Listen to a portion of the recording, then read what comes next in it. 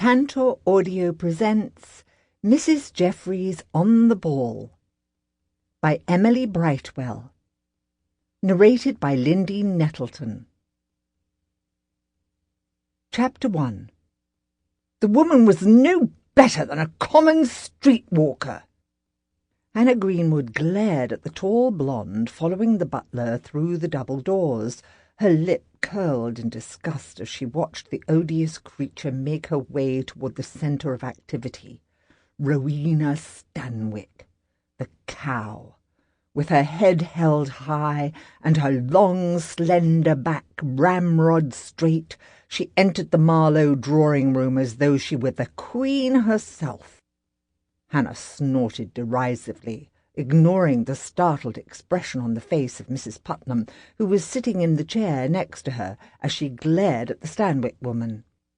The tart might have had the rest of them fooled, she thought, but she doesn't pull the wool over my eyes.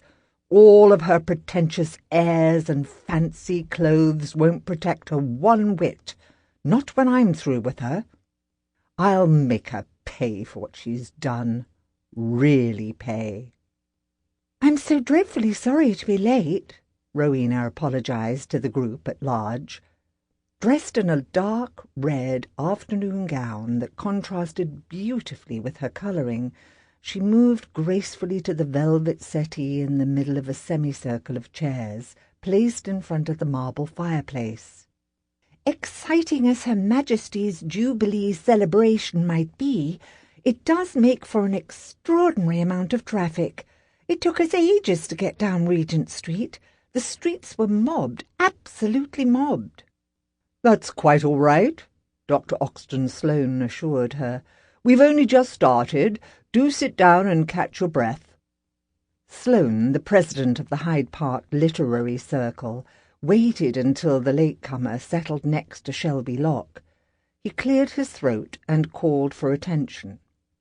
"The Hyde Park Literary Circle will now come to order," he announced. Wiping his high, balding forehead, he asked Mr. Warburton, the secretary, to call the roll. Sloane sat down behind the table, turning his back slightly so he had a good view of the membership. As the first names were called, his eyes narrowed assessingly. "Mr. and Mrs. Horace Putnam?" Sloane glanced at the middle-aged couple seated to his left. Mrs. Putnam, grey-haired and round as a barrel, was listening intently to the roll call. Her husband, on the other hand, appeared to be asleep. He immediately discounted. "Sample complete.